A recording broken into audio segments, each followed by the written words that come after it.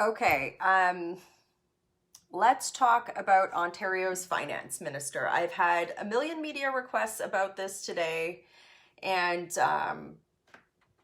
rather than responding to media requests directly, I'm just going to do it on my own feed here, and I feel it's worth responding to. So, for those of you who have not heard, Ontario's finance minister decided to go on a tropical vacation to St. Barts sometime in the middle of December, and then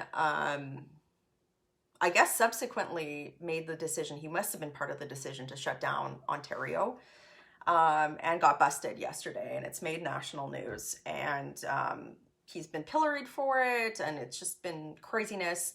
But I want to talk about why this decision was so dumb, and I want to talk about what the unintended consequences were. And I think that there's two separate issues here, and I want to separate them. So first of all, there's the issue of international travel during a pandemic, the impact of that on industries like the tourism industry, the airline industry, etc. And then there's the issue of entitled politicians. So I'm going to be totally upfront with you guys. I spent Christmas alone in Calgary. It was a really hard decision to make. I didn't get to see my family at Christmas. I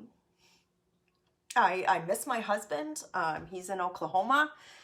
But I knew if I went down to Oklahoma, I knew that I would have vulturous CBC reporters reporting on my whereabouts, saying that I was a bad example to the Canadian public. And I knew I couldn't go. I knew that because I knew that if the Alberta government and my constituents were being asked to sit at home, then I had to sit at home. Because as somebody who is elected to serve the people, and I'm going to be straight up with you. I have permission to share this. My mother-in-law has stage 4 breast cancer. I would really like to see her. I haven't seen her in months. We don't know how much time she has left. And I've been thinking like, okay, well, when can I potentially go down and see my family? Could it be during the parliamentary recess? And I was thinking about this, I was going to be upfront with people about when I traveled. But I knew when this news came out yesterday that that took any hope for me off the table. So I'll just be selfish and say thanks, Rod. I don't get to see my mother-in-law now because there'll be a witch hunt if I go see my family, even though I'm going to see my mother-in-law, and I'm not going to St. Bart's. So yes, a little angry about that. But the other thing is that this decision has done is you cannot ask people to do something that you're not willing to do yourself as a politician. And I mean, this is one of Justin Trudeau's many failings, right? You'll notice the Liberals have been super quiet over the last few days because a mark of a Liberal is, do what I say, not what I do. This is the Aga Khan Island, this is SNC-Lavalin, this is entitlement. And I understand the anger of people at Rod because it just smacks of entitlement. If you're asking a hair salon owner to shut down her business that provides income for her two kids, and then you're sitting on the beach in St. Bart's, it's a political judgment issue. It's whether or not you're following the rules, it's a political judgment issue. So there's an issue there. There's a political judgment issue. But I want to talk about the other issue that this whole debacle has really set aside and has really caused a problem with. And that's the reality that there are tens of thousands of airline workers who have been out of a job for a long period of time, furloughed. And these aren't rich, wealthy people. I know I have a couple of friends in Victoria, for example. One is a chef and one has been a furloughed WestJet worker for months. She's a stewardess. She works hard, but she hasn't had any work because, one of our country's top companies hasn't been able to travel. And so the whole industry, and kudos to WestJet, to Air Canada, to the tourism industry in Canada, they're saying okay, well, what are ways that we can encourage travel, but do it safely while we're having positive health outcomes? And this is why, I've been advocating for things like when you land in Canada, you should be able to get a test. You should only have to quarantine for a couple of days, and then you have a follow-up test.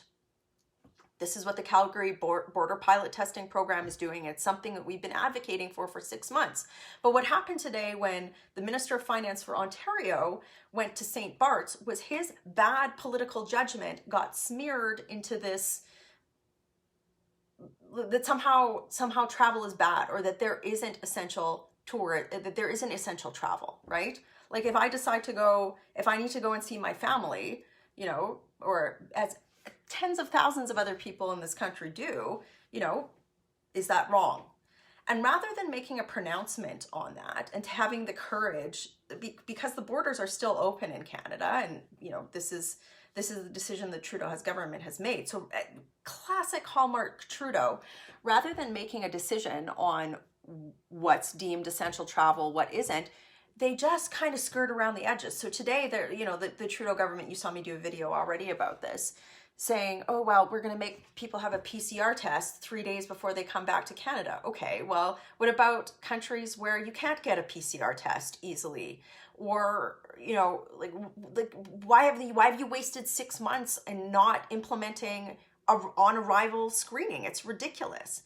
So I just, like, on behalf of all of the airline workers, people with spouses who are separated across borders, essential workers like truckers or medical workers that are crossing borders to do this, I want to apologize on behalf of Rod Phillips, because his bungled entitlement today, like the dumb decision, and I know I'm a conservative criticizing a conservative, but it was a really dumb call on his part, has mixed all of these issues together. And now it's going to take us another month to get back to a point where we're talking about how we as a country have to solve some of these challenges. We can't just go another 6 months without solving these challenges, because we're having airlines become insolvent, tourism industry becomes insolvent, people are suffering mental health issues because they can't see their partners. And I'm just tired of this. I'm tired of careful political discussions when we're managing to political correctness of some nature or another without actually addressing the policy issues here. So I'm just going to say it plainly. Rod, what you did was dumb. Super dumb. Like, what were you thinking? Get back to Canada and start getting back to work and apologize. Like, seriously apologize. And then be part of the solution across the country, where we're dealing with a struggling tourism industry. I'm going to be issuing a statement tomorrow with my colleague Leanne Rood on how agricultural workers, how are we going to address greenhouse workers and stuff with this new PCR test with no details, family reunification, the fact that the government has been granting exemptions for people who are well politically connected to come into Canada without quarantine. You know, we are in the middle of this crisis now for what, 12 months? We're almost in a 12-month period, and we still haven't answered these basic questions. And we're spending 48 hours, dealing with somebody's dumb political judgment. It should just be called out as that, dumb political judgment, instead of addressing these broader issues. And that to me is the unintended consequences of the Ontario's finance minister's vacation in St. Barts. There, I said it. I said it as a conservative. Somebody had to say it. So no, I don't apologize on behalf of his actions. No, it's not about the person. No, it's about that. It's about, you either have political judgment or you don't. I don't bat 1,000, I'll be honest with you. And I'm sure people will be angry at me for having this conversation today. But I want airline workers to get back to work. I want better public health outcomes. I want people entering Canada to have the ability to be screened upon arrival by Canadian officials. And I want families to be able to be reunified.